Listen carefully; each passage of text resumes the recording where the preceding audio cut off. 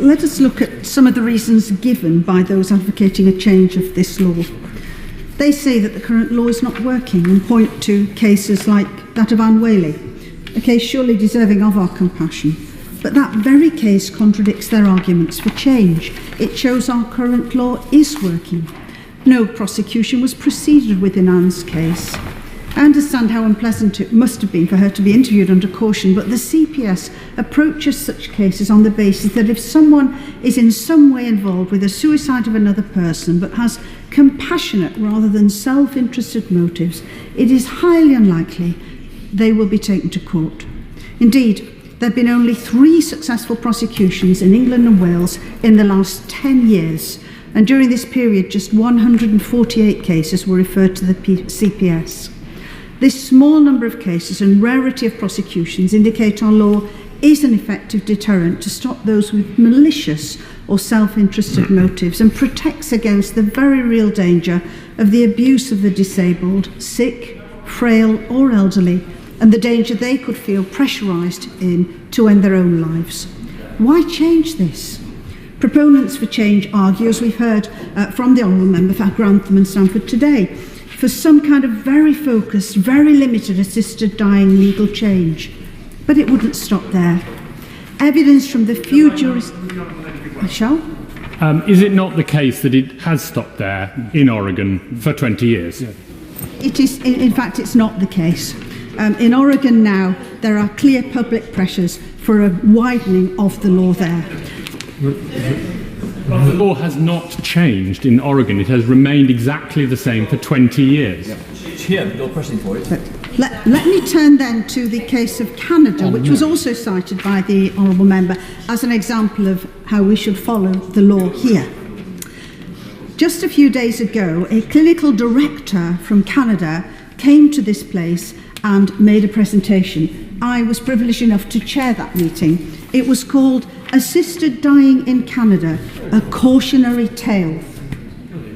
Now there, just to clarify, at about the same time that this House rejected assisted suicide here, in Canada, there was a court case which decriminalised assisted suicide on the basis that it should be for capable adults who clearly consent to the termination of life and are suffering intolerably from a grievous and irremediable medical condition. What that clinical director told us was startling. She told us of grave problems now being encountered in that country in connection with the practice of assisted suicide.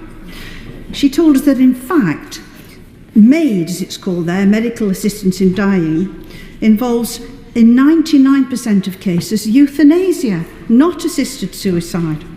She told us of funding allocated to palliative care previously now being diverted for these purposes, of assessments being done on a very rudimentary basis, including even by telephone, of safeguards such as the 10-day reflection period being regularly shortened, of MAID being used for non-terminable illnesses, even in a case of arthritis.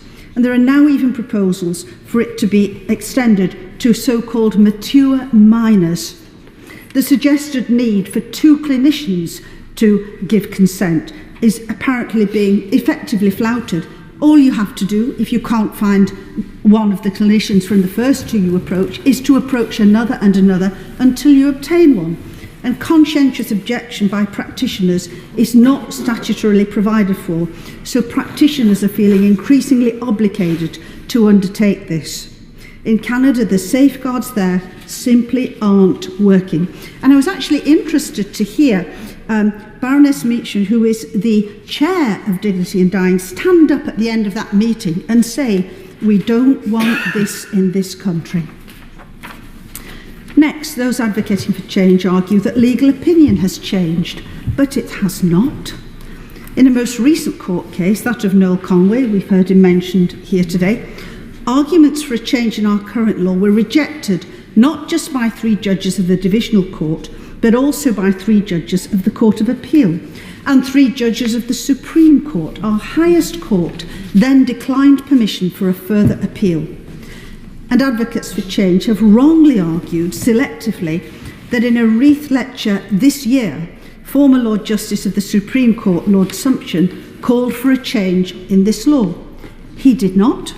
In fact, if his speech is read in context and comprehensively, it is clear that he said the very opposite. He did no more than state a fundamental principle of the criminal law, that it is there to protect society by prohibiting acts regarded as unacceptable, and that one such act is encouraging or assisting suicide. He said, we need to have a law against it in order to prevent abuse. Yes, he referred to what he called the untidy compromise, which recognises that, as with other criminal laws, there can be exceptional circumstances where a person breaks the law for altruistic reasons, and in such cases prosecution may not be warranted. But there is a world of difference between not prosecuting in such situations and in licensing acts in advance. Next, those arguing for change say medical opinion is shifting. On what basis? A recent Royal College of Physicians poll, which was mentioned, of their members is mired in controversy. The RCP was, up to this poll, opposed to any change in the law, but this poll unprecedentedly required a supermajority of 60% of those voting to maintain this status quo. How strange! And bizarrely, their counsel is now arguing the result of this poll justifies an RCP change in its stance. Despite the result of the poll showing the highest number of those members voting, 43.4%, opposed any change in the law, and the lowest number, 25%, think the RCP should be neutral. Yet, strangely, the RCP have chosen to adopt a neutral stance. No wonder this poll has been the subject of a referral to the Charity Commission for investigation. And for what? As Baroness Finlay said in another place, neutrality adds nothing. And note that within that vote, more than 80% of palliative care physicians wanted the RCP to remain opposed. And the fact that the BMA and the Royal College of General Practitioners are set to consult their members is not a surprise, nor an indication of their changing position. Professional membership consultations can be expected every few years. Indeed, the RCGP said 5 years ago it would do so about now. It is to be hoped that both BMA and the RCGP will reaffirm their opposition to any change in the law. And finally, the proponents for change argue that public opinion is shifting. It all depends on the question you ask. That's the problem with the 80% figure that the Honourable Member for Grantham and Stamford quoted. But the more deeply you probe on this issue and the more aware people are of the implications of change, the more concerned people come. And I can quote from another poll from February of this year indicating that over half the public say that people would feel pressurised into accepting help to take their own life so as not to be a burden on others if assisted suicide were legal.